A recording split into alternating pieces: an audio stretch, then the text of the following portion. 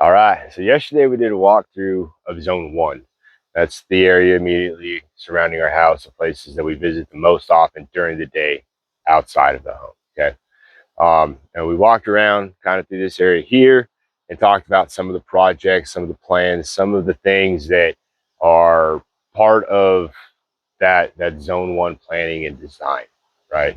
The things that we're gonna be useful, give energy to, or take energy from on a daily basis. Okay, we'll get into energy at a later time too. But I want to give you an update. This is the compost bin that I was talking about right here. All right. So you come out kitchen, throw food scraps. We got a little cookout back porch area here where we can also throw food scraps or ash from the barbecue or whatever else, throw it in this system here. Now it's about 3 foot by 6 foot and modular, right? So what modular means, what I mean by that is that these boards all come out of here.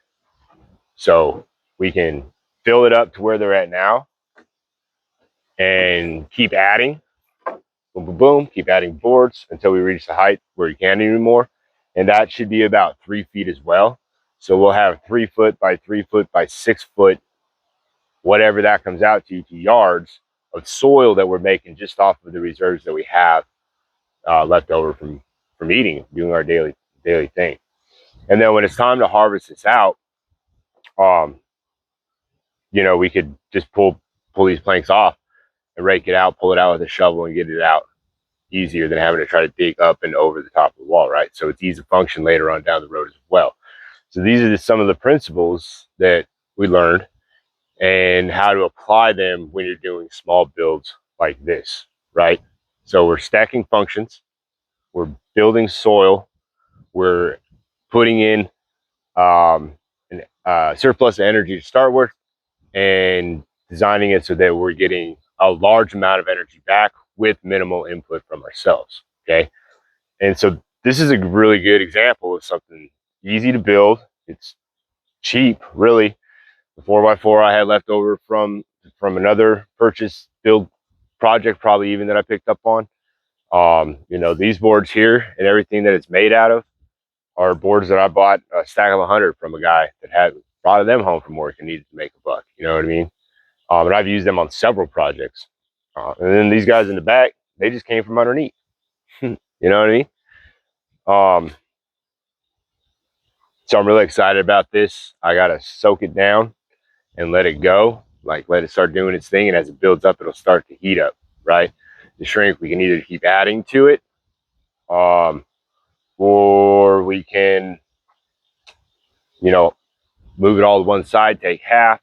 We can compost tea it. There's so many other uses for the product that we're making after this. I brushed the dog yesterday. I threw him in there. I have some tea bags, from soursop tea that I drink. I threw those in there. I threw the ashes out of the barbecue in there.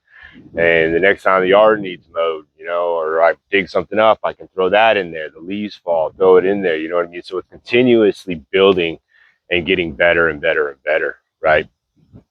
We can make biochar, throw it in there, and get that energy charge going as it's compost. We can then take that compost, the finished product, and we can either use it right away, or we can put it in another system and break it down some more. We can introduce worms to it. So now we're taking a good already bacterial, fungal, all these things, these good parts of soil health and soil food web, and introducing them to worms to get some of that vermicompost in there too. And then we've just got, man, on fire, soil for your beds, for teas, for whatever, to really improve and boost the vitality of your site. Yeah, so stay tuned. I'll keep working, keep giving updates as I fill this thing up, and the things that I throw in there, little snippets here and there, but that's the basics. That's a real simple project that anybody can do for a really cheap amount of money, using the principles, the ethics behind permaculture, and applying some of those smaller lessons on a smaller scale. All right, we'll see you next time.